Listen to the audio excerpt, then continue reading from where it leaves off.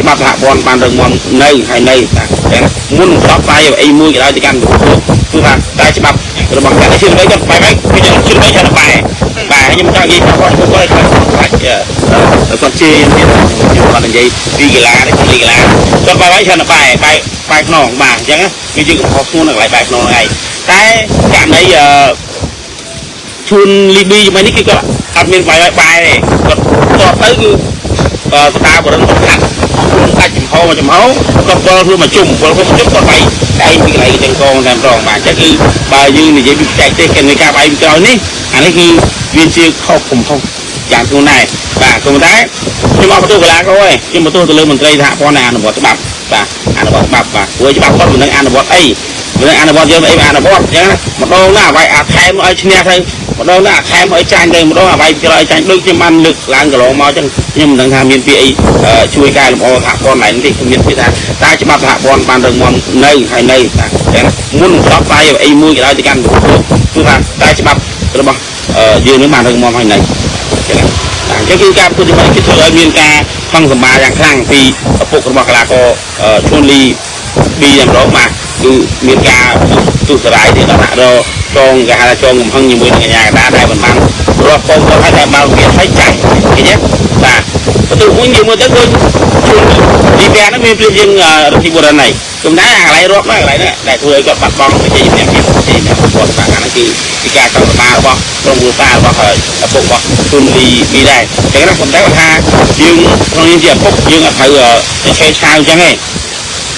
យើងជាមន្ត្រីយោធាផងក៏យើងអត់ត្រូវឆេះឆាវអញ្ចឹងទេអញ្ចឹងយើងឆ្អល់មើលចំគណៈកម្មការមួយណាតែក្រុមមួយណាយើងឆ្អល់មើលចំហើយយើងដាក់ដឹងជាថាព័ន្ធបើសហព័ន្ធប្រកឡាយយើងត្រូវរកធានការផ្សេងតាមរយៈadmin ក៏ដោយអីក៏ដោយនេះ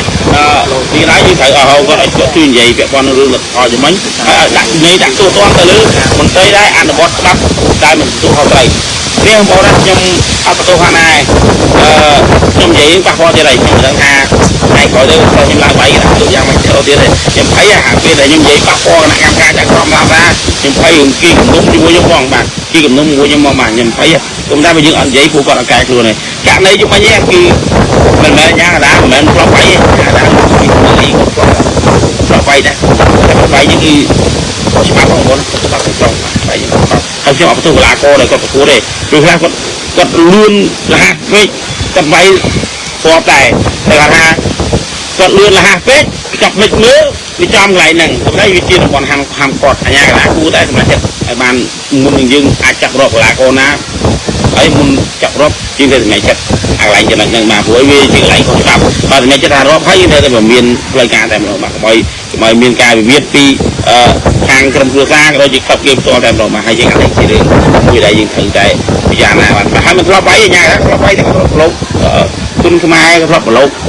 អីឆ្អែតដែរខ្ញុំដឹងថានៅពេលពួកគាត់ធ្វើការខ្ញុំអត់យល់យ៉ាងងាររបស់គាត់ធ្លាប់បាយធ្លាប់ដឹងដែរខ្ញុំក៏ធ្លាប់បាយធ្លាប់ដឹងដែរការកន្លែងណាក៏កន្លែងណាទៅកន្លែងណាទៅច្បាប់កន្លែងណាទៅច្បាប់គឺគាត់ទៅមន្ត្រីអនុវត្តច្បាប់បាយគាត់ទៅអនុវត្តឆ្វេងបាទឆ្វេងពីការងារអានេះឯងបាយទៅបើយ៉ាងចាក់ស្រេះគឺខ្មែរយើងបាទយើងគួរគិតពិចារណាកន្លែងនេះតិចបាទសូមឲ្យលោកអាជ្ញាតែត្រង់ធ្វើការឲ្យវិជ្ជាជីវៈបាទជីវៈអញ្ចឹងខ្ញុំអត់ចូលធ្វើអាជ្ញាតែត្រង់ទេបាទថាតែពេលខ្លះទៅខ្ញុំត្រូវសម្រេចចិត្តរាប់ខ្ញុំត្រូវសម្រេចចិត្តប្រជុំខ្ញុំខ្លាច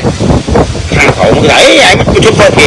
ឯងមិនរាប់ទៅគេអានេះជាបញ្ហាចម្បងបាទចាំប៉ុន្តែបើរាប់យើងរាប់ត្រូវគឺប្រជុំត្រូវតែថាឯងកីឡាករពេលខ្លះរូបភាពនៅក្នុងការប្រជុំនេះគឺពាក់ព័ន្ធទៅនឹងគាត់បាត់បង់ឱកាសបាត់បង់សមត្ថភាពដែលមិនអាចទប់ជាមួយម្ខាងទៀតអានេះយើងអាចប្រជុំគាត់ទៅគុំទុកឲ្យគាត់ដល់ថាអាចខ្យល់ពងស្លាប់ចាំប្រជុំគាត់អាហ្នឹងគឺជារឿងដែលថាយើងជាអាជ្ញាកតាគឺយើងអគុណធម៌មែនទេបាទពុកកីឡាករបដាបាទអាជ្ញាកតាមិនត្រឹមតែជាអាជ្ញាកតាទេឬក៏មានអាចអាជ្ញាកតាក៏អាចមានសិទ្ធិប្រគ្រោះបឋមដែរតាមច្បាប់របស់គាត់ទៅដែរបាទយើងអាចប្រគ្រោះគ្រូបឋមទៅជាកីឡាករគាត់ពុំបីអញ្ចឹងគឺគាត់មើលទៅឃើញថាគាត់បាត់បង់ស្មារតីខ្លាំងមែនហើយយើងអាចប្រជុំអានេះហើយការប្រកួតបាទគុំទុកឲ្យគាត់ដល់ងើបលេងរួចអាហ្នឹងគឺថាបាត់បង់ជីវិតគាត់ទៅគេទោសណាគេគឺញ៉ាដែរឯងបាទគឺយើងទៅសម្រេចចិត្តឲ្យបានលឿនបើមិនខុសថាគាត់ថាយើងទៅអប់រំទៅជួយអីយើងកែប្រែកន្លែងសាលាមួយអូខេ tôiจะมาอะไรไปเลยบ้างแต่บางทีเวลาก็เลยตัวก็คือเราเวียนหลังนั่นคือยังมาอย่างมัน